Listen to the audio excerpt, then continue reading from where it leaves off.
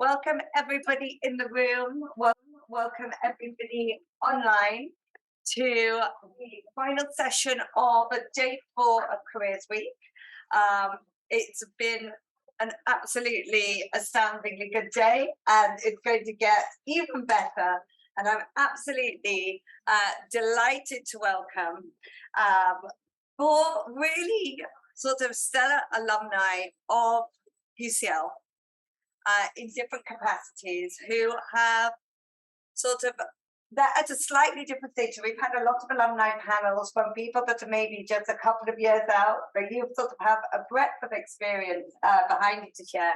And we're really looking forward to hearing what you have to say today. So we have Daniel Babinski, who is a contractor with the World Bank and the International Committee of the Red Cross, and with interest and focus on the operational application of spatial data and risk management. And I'm only giving you a list of the top line of people's stories here, because each one of them has an amazing story. This session is called The Path Less Traveled, and they each have a really interesting path that they're going to share. Particularly Alina, who is a public policy manager for Google UK with responsibility for content regulation and education policy. She sits on the government's Digital Skills Partnership Board, Creative Industries Federation Council, and recently joined Ofcom's Making Sense of Media panel. And alongside Alina, we also have Sebastian Manhart, who's a serial tech entrepreneur, a digitalization expert supporting governments around the world with large-scale implementations of tech. He's currently working as a technical consultant for the World Bank. Previously, he worked as an advisor on digital identity for the German Chancellery and the COO of the world's only non-profit biometrics company, Simprint. And last, but certainly very not least, we have Dr. Christos Mylona, who works in corporate affairs and is also a public affairs executive leader with a great track record working across multiple geographies, political systems, matrix organizations over the past 23 years. And she's currently a senior advisor for advocacy and stakeholder engagement at the World Health Organization. So welcome to you all. We're really glad to have you here. And just by word of housekeeping to everyone, I'm going to take the extraordinary pleasure to ask our fantastic panel some questions about their life and how they've got to where they are today, and maybe even where they're going still. And then if you have any questions in the room, I'll open it up to the room. Those of you joining us on Zoom, please pop your Q&A, your questions into chat. I have a fabulous Clary and William with me on the computer today, who will help ask your questions on your behalf. So welcome everyone. And to start off with, I guess, as I may have mentioned, the theme of this year's panel is, or the theme just as Careers Week, is Daring Greatly. And the theme of this panel is sort of the road less traveled. And often the road less traveled has come from taking all sorts of steps that you may have not imagined. So I would love you each to take a few minutes to share with us sort of your path and where it sort of run to, and possibly the areas that came about because you took that little bit of a great dare. And to kick us off, Alina. Hi everyone. Can you hear me okay? Yeah, perfect. Thank you so much for inviting me to join. It's a big question, right? Because where did you dare? Because certainly at the beginning of my career, I don't think things happen in such a planned way. So I started, I'm Romanian. I studied at the University of Bucharest and then came to UCL to do my master's, knowing that I wanted to have a career in communications or public policy or public affairs. But I didn't really know which path would be open to me. As a non-native speaker trying to have a career in London, I can tell you that the beginning was definitely not easy. And I know UCL has so many international students who perhaps will have a similar challenge, you know, trying to, as a non-native speaker, trying to come into an area where local knowledge of UK politics, or knowledge of journalists, or the communications environment in a certain country that is not yours, it's not easy. So you do need to kind of overcompensate for that. So one of the things that I've tried to bear in mind is that I had that kind of extra thing to demonstrate when I was going to interviews, or even before I got my foot in the door when I was applying, right? So out of uni, out of my master's, I was applying for over 60 jobs, and I think I probably got only 2 interviews or so. And I was really lucky. And the way I got my first job in London was because of a blind admission system, where people didn't really look at your CV, but they gave the agency, this was a communications and public affairs agency, which asked applicants to do a test, to basically write a plan. What would they do? And for me, instead of writing the plan on paper, right, I actually did a presentation, and I actually recorded my voice doing a voiceover as if I were presenting that strategy to a client, because I knew I had to probably convince everyone that I was not just able to communicate clearly in writing, but also present clearly. So I think that's one of the things that I did at the beginning that probably got me in the door, and I continue to have that attitude throughout my career. So fast forward about 6 years later, when I applied to Google, and I've been working for Google for over 8 years now, I went into the interview the same, right? They didn't ask me to prepare anything, but I borrowed a Google tablet from a colleague. I put a presentation, like a PowerPoint presentation on it, and I made sure it was one of their products. And I was like, okay, so I've answered all the questions. Do you mind if I actually show you some of the things that I would do in my first 60 days on the job? And yes, it was overcompensating, and I'm not sure this is always needed or if it's always the best way of doing things, but it's just something that I've done at least at the beginning of my career that seems to have worked. And I'll pause there. Well, thank you. I've got lots more to get back to on that, but let's go for now for something completely different. Let's go over to Christos. Christos, you share a little bit of your super interesting journey. Thank you very much, Melanie, and good afternoon, everyone. I'm really happy to join this discussion. Apologies for not being able to be there with you physically. I actually finished my doctorate at UCL in 2001.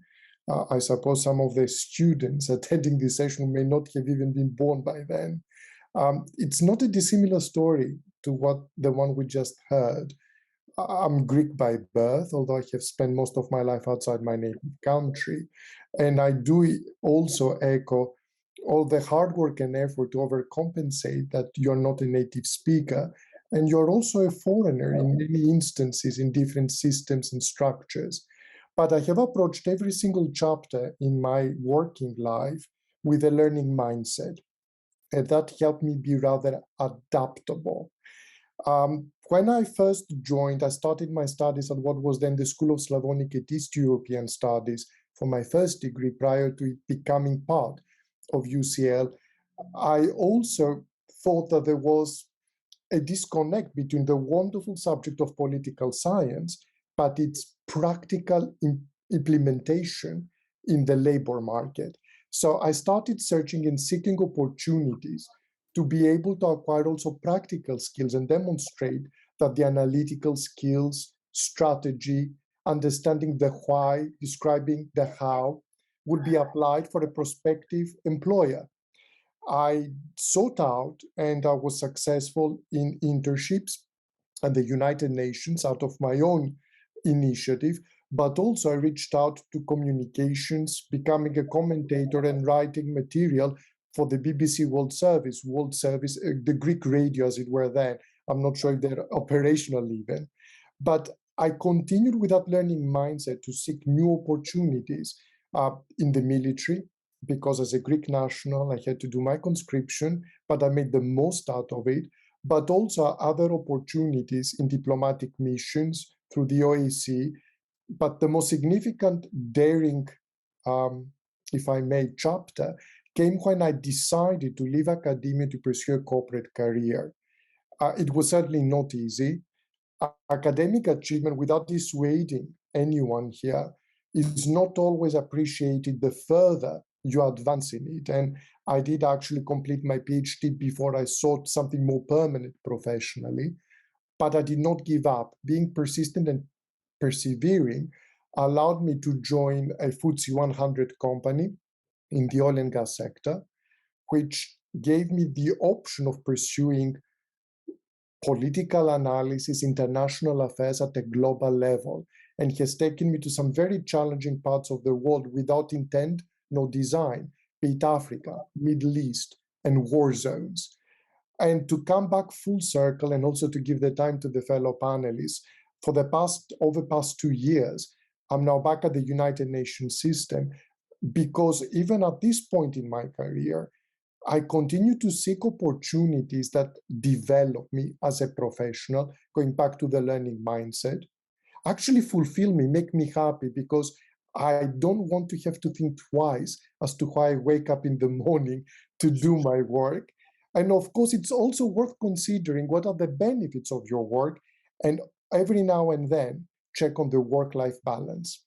I shall pause at this point, Melanie, and over to you. And again, so many rich things that we can explore there. But keeping with the slight military theme, and then having worked in unusual places, let's say, Daniel, your career path has been really interesting today. Yes, Melanie, and good day, everyone else. Yeah, I guess my story starts off in my hometown, Nelson, New Zealand. And Nelson's a small place. We don't even actually have a university there. So for a lot of myself, my classmates at high school, the first daring thing to do is to leave our hometown. And some of us go to university, others might pursue apprenticeships, and I went to the military. I left high school in 2009. Youth unemployment was at its highest in New Zealand, and I traveled for a year, so I completely left the country, and then I came back, and I applied to the military while I was away, and I then proceeded to do about just shy of 5 years as an ammunition technician, and I was doing really well, and I had done a promotion course, and then that I had done a little bit of extramural study, and realized that I was ready to pursue university, but I wanted to make sure what I did at university I really enjoyed. I was really dedicated to, sort of reflecting those themes of persistence that Christos just mentioned. And various factors actually pointed me to the United Kingdom, and I got a scholarship to study geography at University of East Anglia. And then coming to the end of my degree, I noticed that a lot of middle management roles were requiring advanced degrees. So I took the initiative to do my master's while I was still in the university sort of environment, and just continue on with that because I was doing so well. So I then got another scholarship at UCL, and I did my research master's with the Institute for Risk and Disaster Reduction. Again, actually, my research went well, and everyone was telling me I was a good researcher, and I decided that it was time to sort of go back to working. I didn't want to pursue a PhD. We'll see what the future holds. And then I applied to the International Committee of the Red Cross. For me, my recruitment process with the Red Cross is probably quite different to a lot of my other colleagues, and in particular, the department that I work for requires this sort of specialist military or police background to do it with hazardous materials and their impacts in conflict zones. So I had that experience already, and I wanted to use my time from the military sort of productively. I didn't want it to just be something that I did. I wanted to sort of leverage that, and that really worked.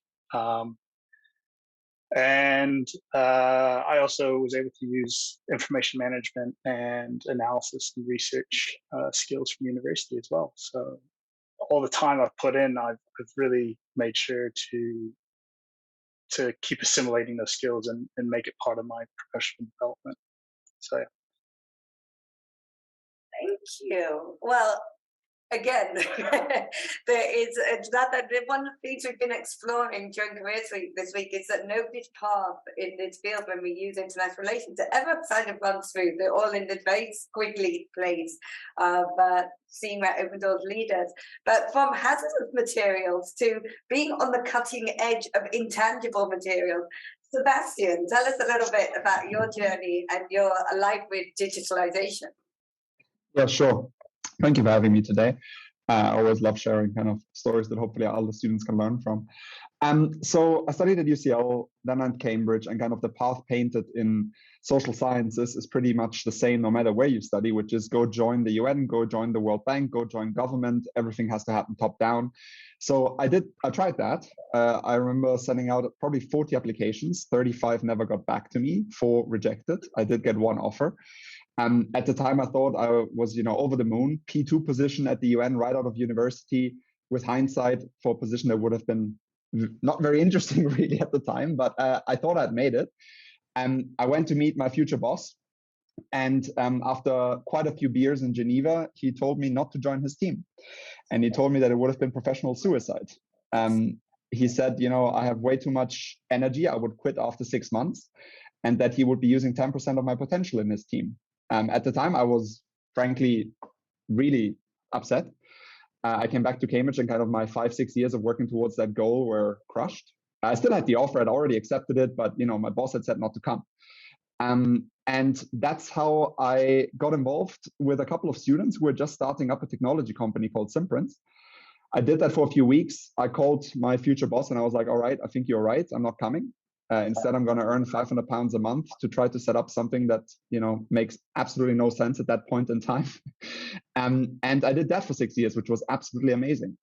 It is a non-profit technology company focused on kind of transparency and global development, but mainly growing a startup from nothing, from an idea, to a company with offices in 3 continents, working all over the globe.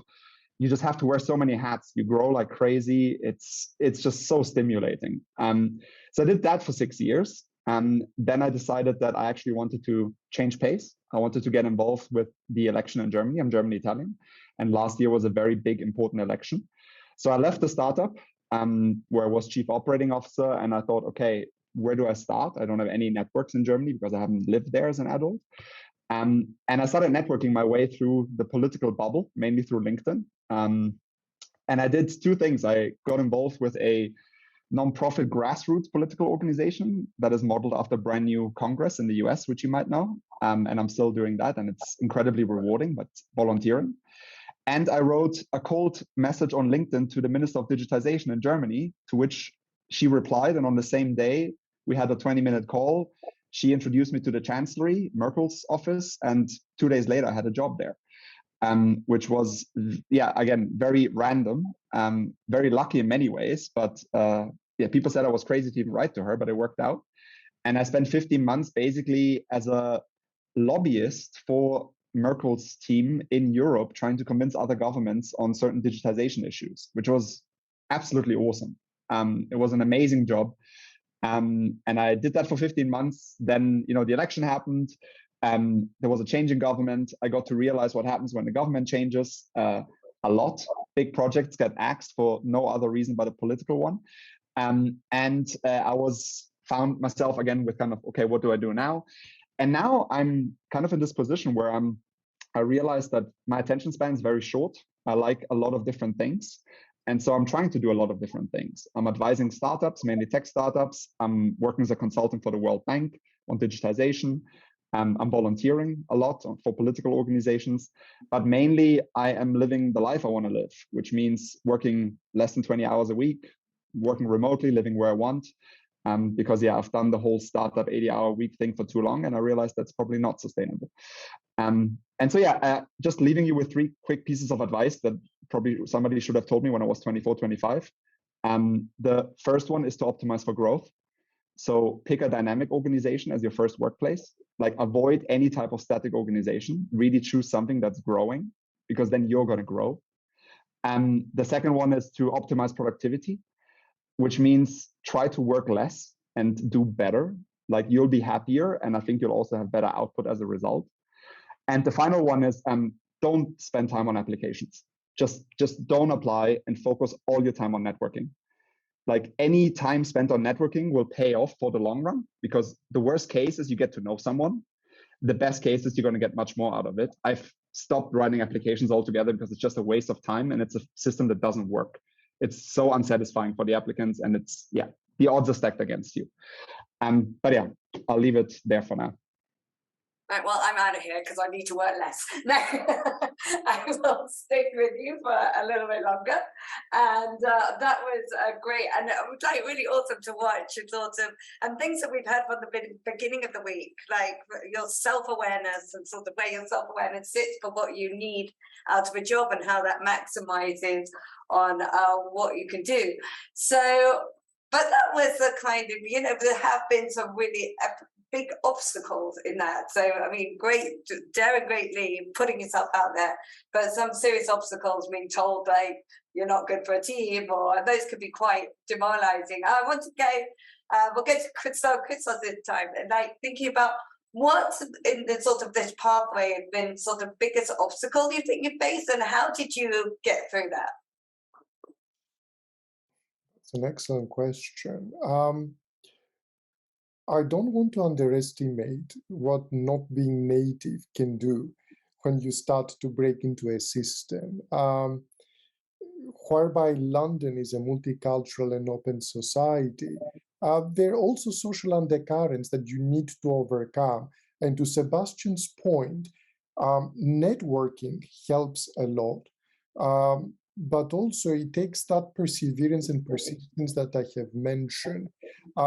Taking no for an answer is not an option, I'm afraid, when you start. You have to always pick up yourself, dust off, and keep going.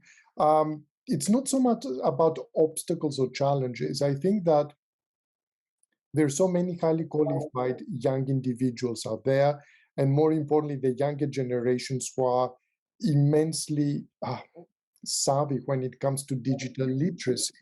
But you have to be aware of what are the skills and competencies that you bring, because ultimately you need to be authentic and come across as an authentic person that will add value to the organization that you are about to join.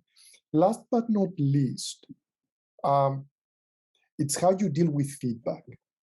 Feedback, I have come to appreciate it from where I am now in life as a gift, but it's not always easy.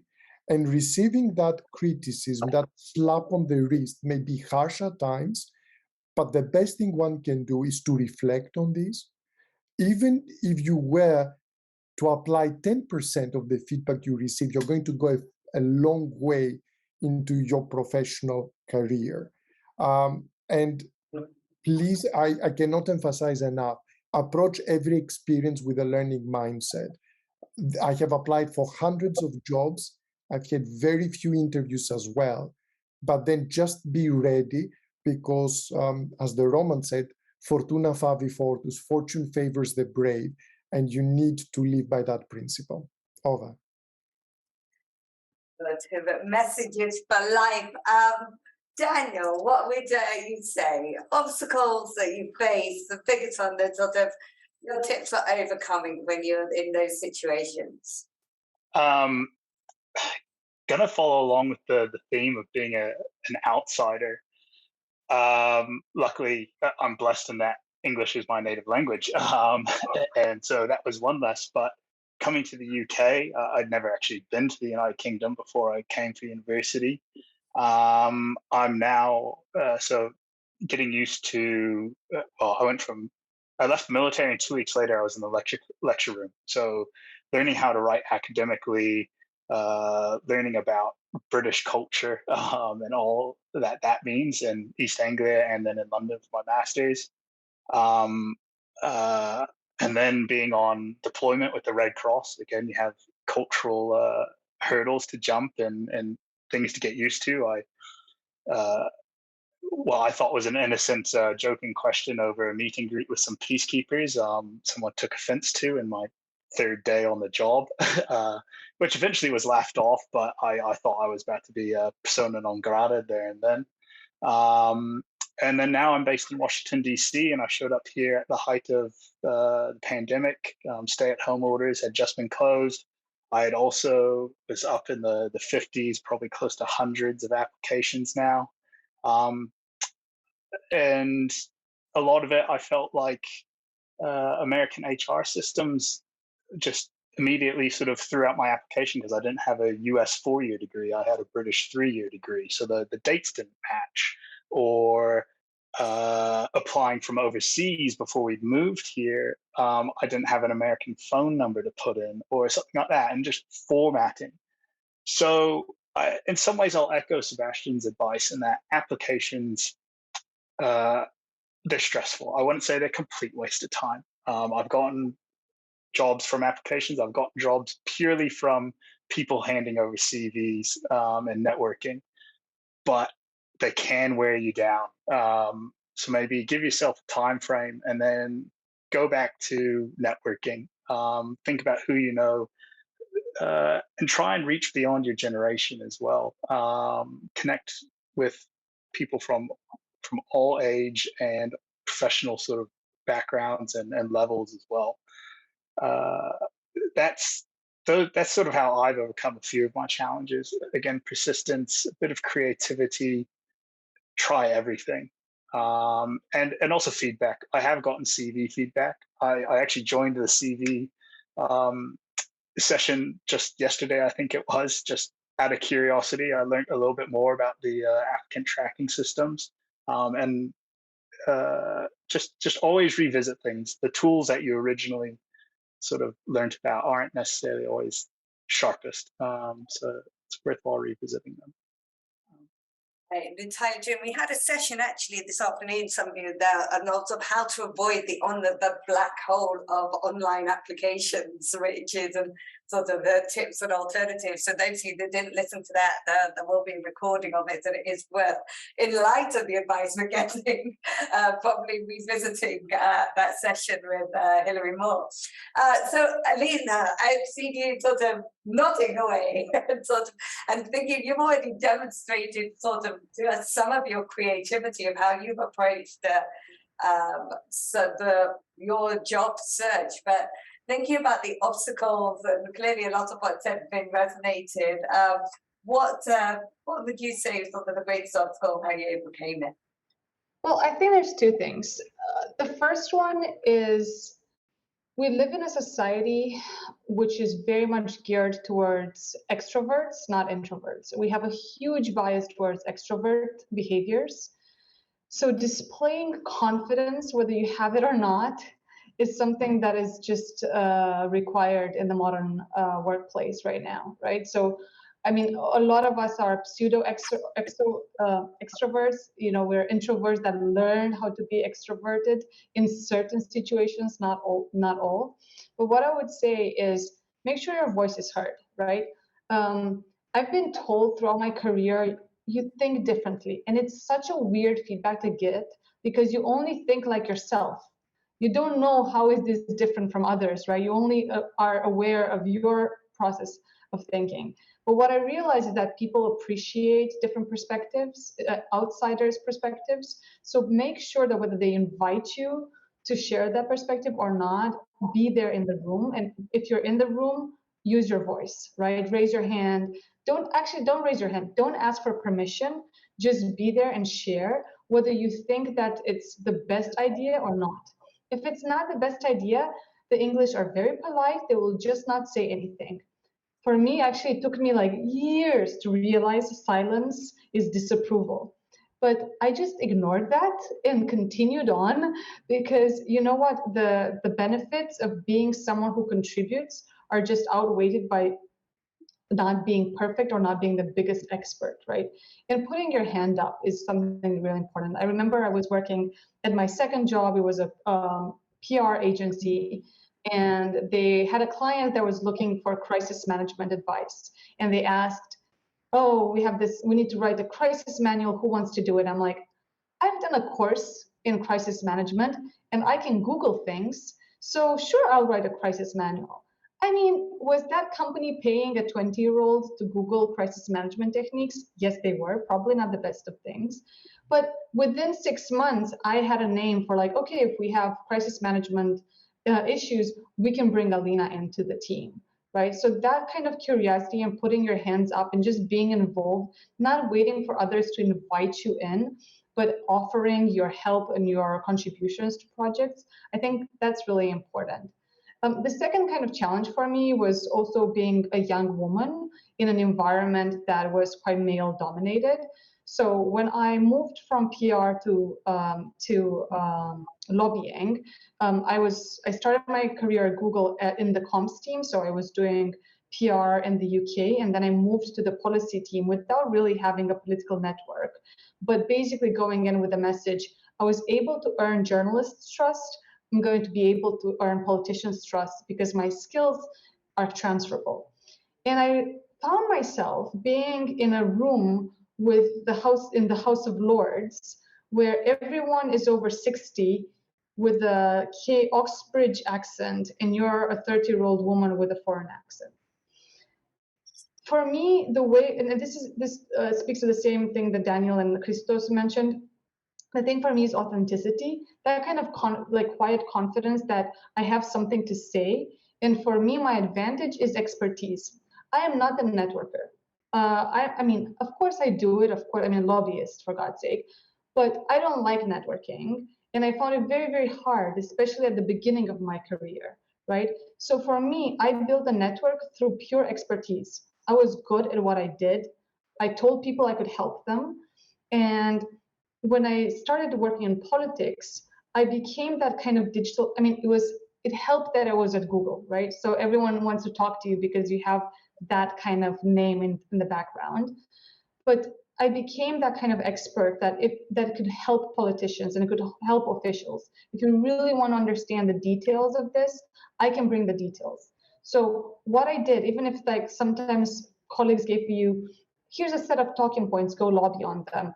I actually read the research. I went and did my own research and tried to become the expert. So I bring something extra, and people then appreciate me not by necessarily my external network, but by the knowledge I bring to the room.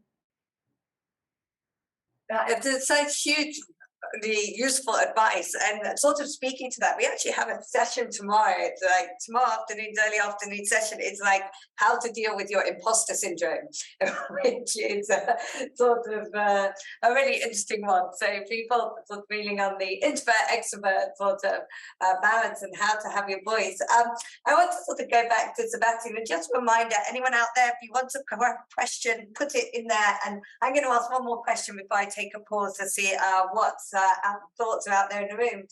But thinking back to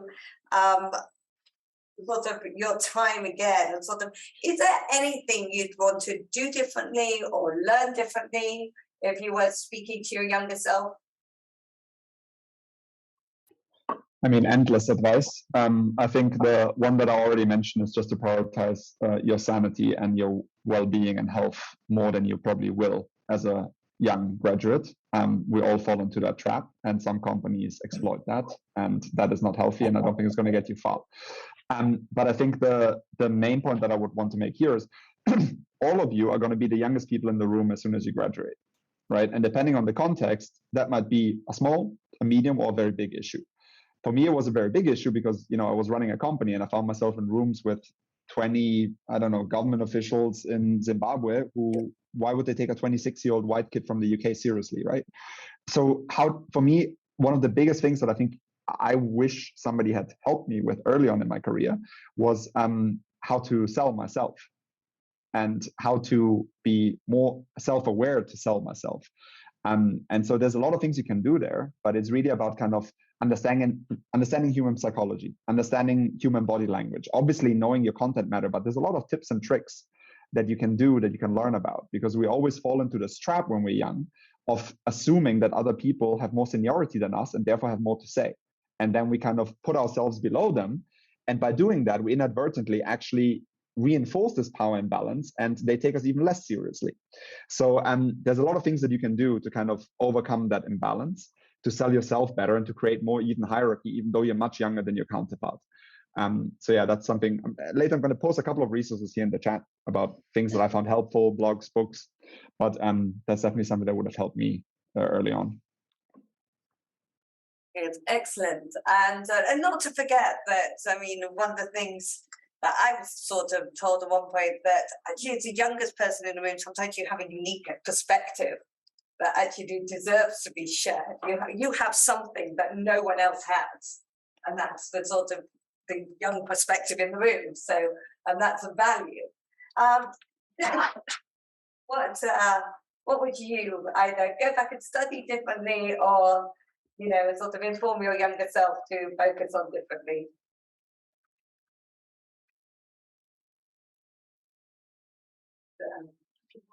Sorry, Melanie, who was that question for? Sorry? Who was the question for? I think we didn't hear you. Oh, I said for Daniel. You're on mute. I don't think I would actually do my studies any differently, in complete honesty.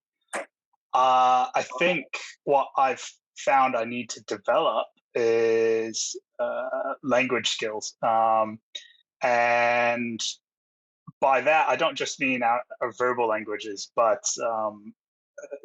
that I can develop. I was the most linguistically unskilled person in my whole ICRC mission. But again, I was recruited because I spoke the languages of explosives. But also the likes of your programming languages. And I know that there's a heavy emphasis in Melanie's background on cybersecurity and tech. And so even if you just have a fundamental knowledge of how Python works or how R or some sort of programming language, and you can prove that you can develop that more or learn more of it, it will be one of those little shining stars that's just a hiring manager won't have to worry about. So, and it also makes you unique for now. So I personally want to be more tech language savvy. And I'm also now putting more emphasis on learning foreign languages in my spare time. And also actually, as Sebastian mentioned, learning to read people body language. So that's one of the things I'm focusing more on now. But in terms of studying geography and risk and disaster reduction, I enjoyed it, and therefore I did well at it. So no regrets. Well, that's good to know. Christos, would you have done anything differently? Hindsight is a wonderful thing. I don't think I would have opted to study something else because, in fact, I started my undergraduate degree later on in life, having given up 2 years of medical school. So it was my conscious decision to study politics and to pursue a career in international affairs. I would have potentially liked to acquire more transferable skills through my studies. If I were to be honest, upon reflection, I focused more on what Sebastian said, the content. I wanted to become more complete in my research because I chose intentionally that my own currency will be to be an expert in specific fields. One decision that I had to make earlier on, Melanie, is whether I wish to become a generalist with whatever opportunities or challenges this brings, or a deep level expert. And I opted for the latter, and in that, it limited opportunities, but also when the opportunities came about, they were more rewarding. In transferable skills, I would have liked also to have been better in digital, better in using technology. Suffice to say, when I submitted my first seminar papers at CIS back in the day, they were handwritten, which I'm not sure that this is the case even now. So we're talking entirely about a different era. But digital literacy, it's something that is much needed and that I had to acquire later on in life. Last but not least, I would agree with Daniel on languages. we talked about the disadvantage of being the foreigner. That was an advantage for me because before I came to this country, I was already fluent in 6 foreign languages, and I have built since on that. And that has opened a lot of doors because ultimately, although I do not abide by the term expert, as we all learn, to be able to work, research, negotiate in another language is a skill that goes beyond age and beyond seniority. So that will put someone in a very good position. Over. That's great advice, and I can resonate that. Most of my first jobs that I got were related to languages that I spoke more than sort of other expertise that I had, which kind of faked. But so maybe you learn about it on the job quickly. Alina, what would you have to add to that, to your younger self? I'm not the one to kind of dwell on the past too much, you know. To be honest, I think my career was very accidental at many times. I took the opportunities that were there.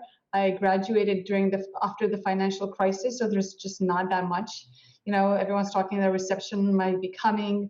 We've seen even big companies like tech companies doing hiring freezes. So it's not going to be an easy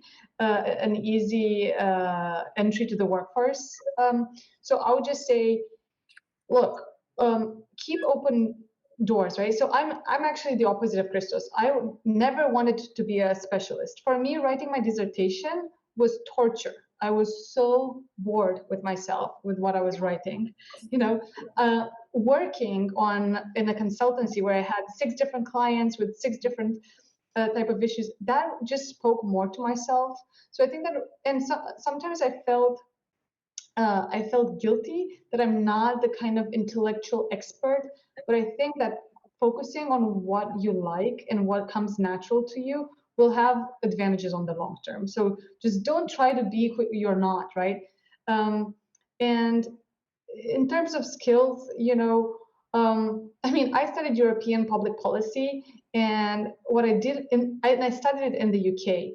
And the moment I graduated, a Brit told me like, "Oh, so you studied history?" Because nobody cares about the EU in the UK anymore. You know? And I was like, okay, that is a cultural nuance. I did not accept until Brexit actually happens, to be honest. But like thinking a little bit ahead, probably that I wanted a career in the UK and maybe focusing on a more UK focused topic maybe would have helped at the beginning, but I'm not actually sure. It's very hard to tell. What I would say is that it's never late to learn. So just keeping an open mind and, you know, doing self-study. It doesn't have to be a certificate. I think your manager at the end of the day won't care as much if you have a paper for that or not, at least in the company I work for, as long as you bring that skill set to the table. And a lot of companies out there will invest in your self-development if you ask for it. So I'm doing a fellowship at Cambridge because I went to my manager and asked, like, what can I do? And she said, well, I did this, why don't you do something similar? So like keeping an eye out for opportunities is just, I think, a healthy way of looking at your career as a progression, even if it's not always a linear progression of like just getting promoted, you know, over and over again, but taking opportunities that are more lateral, like moving from one field to the other. Well, I have a bunch more questions, but I'm going to open it up to the room and to the floor. What questions do we have? Go ahead. All right, so my question is for Alina. From a Romanian to another Romanian. I was very impressed by your story about overcompensating in the beginning while you were looking for your first job here in the UK, especially not being a native speaker. So I was thinking, do you think currently things have changed from that time? No, I don't think so. You're still competing with people that, you know, went to the same universities, have good universities on their CV, but they have the advantage that they're also native speakers, or I was applying at the beginning. I didn't know whether I wanted to go PR or politics. So I was applying to positions as interns in parliaments, UN, all of that, right? And someone explained to me, like, why would they appoint you? Why wouldn't they appoint someone from their constituency who knows the kind of voter, or who knows and has the kind of political nose of politics in this country? You're new, you've been here 6 months. So no, I think that disadvantage is there, but don't let it like weigh down on you too much, right? Like someone said it to me, and I said, and my answer to that was like, okay, I'll keep it in the back of my head, but I'm gonna keep on trying, right? And I think that keep on trying attitude is what eventually will land you the kind of role that you want. And I know a lot of Romanians working in amazing positions in government, in comms, in politics. So, and it is a multicultural city, London, so I think it's a good place to start your career. I really appreciate spending 10 years in London. I've just moved to Berlin now. One thing I would tell you, that London kind of, you don't always have to do the intensity that London gives you. There's other ways of life too, to echo Sebastian's earlier advice. But I think career-wise, it teaches you so much, and there's so many opportunities in London that it's really worth trying. Thank you very much for us. Thank you. Ivan, you had a question. Yeah, I'd like to ask about the importance of foreign language to I think all panelists, because all of you taught about like speaking one or maybe 4 foreign languages. Like, what level of foreign language proficiency is usually ideal, particularly if you admit that you speak like a couple of other foreign languages? I mean, like, I'm from Indonesia, but I speak French and Spanish at conversational level at the moment, other than English. Anyone want to jump in? Daniel, Sebastian, Christos? May I? With pleasure. With pleasure, yeah. Well, conversational is fine, particularly in a setting of networking. But my personal experience is that you need to be more advanced than that, depending on the demands of your role.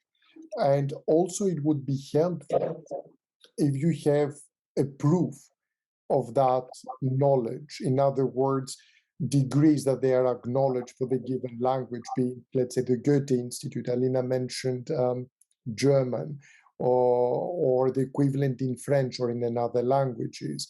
I think it will definitely be helpful if it is a journey that you can complete, an education that you can obtain at the highest level, possibly.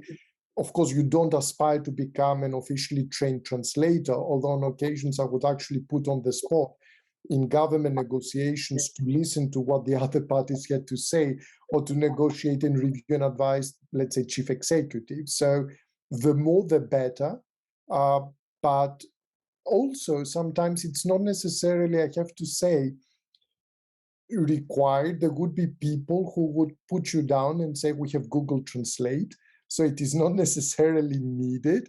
But what Google Translate does not, and apologies for the reference, Alina, it's purely coincidental, does not provide, for me, languages also give you a cultural insight. You cannot be a student of a language without understanding the nuances of another culture. And by culture, it can mean a number of countries, a number of markets.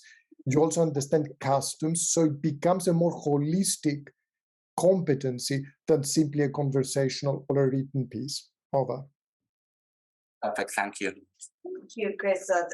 Daniel, do you have anything to add to that, having had language obstacles?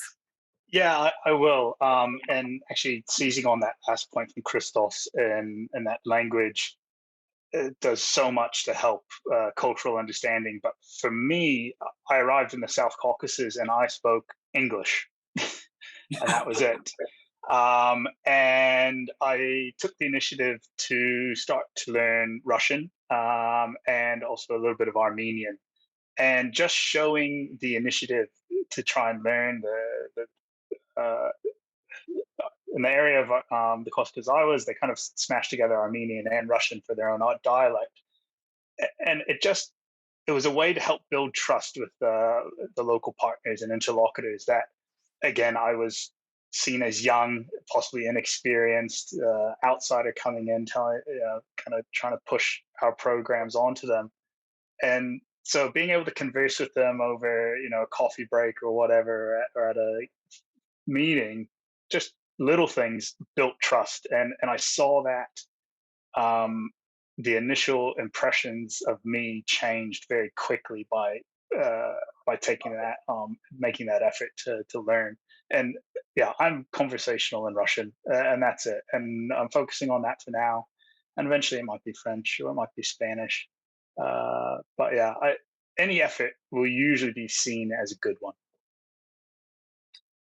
In your many travels, Sebastian, have you found the same? A smattering of a number of languages, increasing trust or in-depth knowledge of Europe? I mean, again, English is not my mother tongue when I came to the UK, and my sad realization is that because we are full of bias as humans, and most hiring processes are based on, processes that are, again, full of bias because they're not blinded, like the one that Nina mentioned earlier. Your English is just everything initially, and your English needs to be excellent. Otherwise, you might be much more qualified than another person. You're not going to get the job. You're not going to win the application. You're not going to get the grant. I hate this reality because I've worked a lot with teams from the developing world who were trying to, get their foot in the door, for example, with grants from the European Union or the UK government. They had no chance just because of the English. So I would say, I love learning languages. I've learned various languages. It's all nice to do small talk, impress people, all of that. But to actually progress in your career, spend a lot of time in the UK when an English-speaking country, work in an English-speaking environment, spend at least 10 years doing that. So that will give you an edge for the whole rest of your career. And unfortunately, your English needs to be perfect. That's kind of my realization. It's not nice. I think it's unfair, but that's how it is. There you go. You heard from Sebastian. Chloe. We spoke a lot about exploring new opportunities and maybe choosing new companies that are growing. How would so I guess directed mainly to Sebastian, how would you go about or recommend going about sussing out or finding those new companies and maybe approaching them as a new graduate? Yeah. So when I mean dynamic, it's a spectrum, right? If I think about it, on the one end of the spectrum for me, you've got a fast growth startup. And I'll maybe start there. To find startups, there's a lot of ways to do it because there's super early stage, they're very hard to find. And there's kind of early stage, medium stage. A good way to do it is to look at investors' portfolios. Usually investors, and you can look for investors in certain sectors, in impact investors, whatever you want. They'll have philanthropy if you want to go into nonprofits. They'll have all the companies that they invest in on their website. So you can just scout through them and find them. And then you really want to see how have they changed over the years, potentially even talk to former employees, current employees. But you're really looking for something that's growing fast. Because if you're in a fast growth environment, no matter what your job originally was, you're going to expand to all sorts of other jobs. If you're in a non-growth environment, you might still get lucky, like in management consulting, there's lots of money invested in you growing as a professional or in certain tech companies. Then on the other end of the spectrum, there are static companies where there's not that devotion to professional growth. They might give you the golden handcuffs. They might look really nice in your CV, but for me, that's just my decision and my perspective. I think they're an awful decision as a first job. Because if you want to optimize for growth, you need to stay away from static environments as much as you can. So yeah, I would look at investor websites and then kind of try to start from there. And I recommend to any graduate to start in a startup first. Again, I'm biased. Again, that's my experience, but it's worked out for me, and I think it's great to do so. Thank you. Well, that's also a really sort of cool, practical tip for moving forward with finding somewhere dynamic. We have very little time, but do we have any more questions in the room, online? So I guess just to wrap up and finish, you all are in the middle of incredible journeys. Is there a what next, or something you've got your eye on, something you'd like to still try? And that's not for anyone that's in a job to say that you're leaving anytime soon. But is there anything you sort of think you'd like to dabble at some point in this career you're on? Go ahead, Alina. I can, I can have a go. For me, I've spent a lot of time being what we would call in a corporation an individual contributor. So, you doing your bit and being the expert, or being responsible mostly for the deliverables that you can do yourself. I'm looking forward to doing that next step into kind of a management position. And sometimes it can be easier or harder depending on where you are. For me, the way I've started making that step was by coordinating teams. So right now I am coordinating lobbying campaigns across the European Union and actually across Europe. It's the EU plus the UK. So if you want to make that step, being kind of an informal manager by managing projects, and even if people don't report into you, making sure that they do what they say they do, and kind of finding ways to motivate people. It's a real challenge, and it's a really big mindset shift, because you realize all of a sudden that you can no longer control the outcomes. You can work as hard as you want, but if others around you are not working hard, you're not going to get to that result that you want. So I think for me, that's a big career step that I'm looking forward to. Daniel? I'm going to go and check out some investment firm portfolios, I think. I guess for me, I'm playing the gig economy in a sense similar to Sebastian. I'm a consultant for the World Bank, I'm a consultant for the Red Cross. A lot of my work is dependent on the right contract or the right project at the right time. You get downtime. Again, you get to kind of live the life you want to.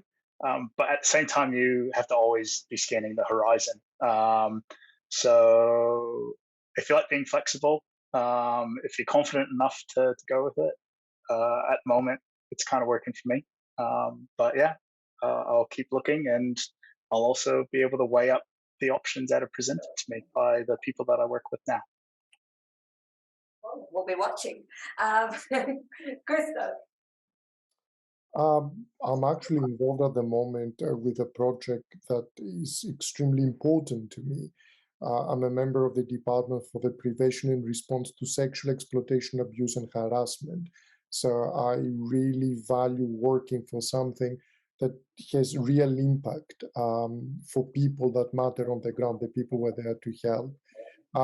In fact, it was a conscious decision to leave what Alina described at the last point as a vice president, and 25 people reported to me with a budget of 50 million to do exactly that. I, at the moment, value a lot work-life balance, what Sebastian said, and being able to choose projects that they are meaningful to me.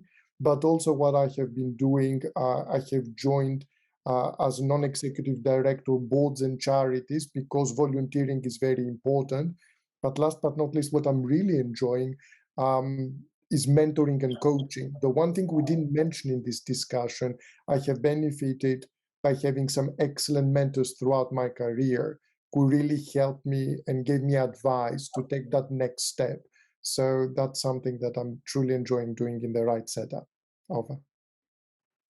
It's true that finding yourself a good teacher, a good mentor, a good advocate for you that supports you on your journey is priceless. Sebastian? I mean, what I'd love to do, I'm an entrepreneur at heart. I'd love to found a company and start a company where everyone works less than 20 hours a week and everyone can still have a meaningful professional life. So I've yet to figure out exactly how and when, because there doesn't seem to be a lot of companies like that out there. So there must be a reason why not. But that's really what I want to try to do in the next couple of years. Well, you'll possibly get a bunch of LinkedIn messages just shouting out to you when you do. Well, thank you. I'm so sorry we have to wrap up. It's been really an extraordinary conversation. I am grateful to all of you for your time, as I'm sure everyone in the room is, everyone online is. It's been a huge privilege to have the insights into your life, your experiences, your vision and your hopes. And I know we've all taken a lot away from it. and we will carry that forward with us. So thank you so much. In the room, if we can show our appreciation, online, wherever you are. Thank you for everyone for joining us today on day 4 of Careers Week. We have one more day to go, so we're not quite there. It's going to be a great day. We've got careers in think tanks and charities. We've got a panel on careers in government. We've got a great presentation of UCL alumni and their startup called Tipstart that helps people from disadvantaged backgrounds get access to mentors, actually. And it's a mentor connecting service, so that's a great one. Not to mention how to avoid imposter syndrome, and another session, a drop-in session with Hillary, Q&A on anything you want to know about jobs. So please join us again tomorrow. Thank you, everyone. Thank you for our guests again. And we hope to be able to welcome you in person next time. Take care. Thank you.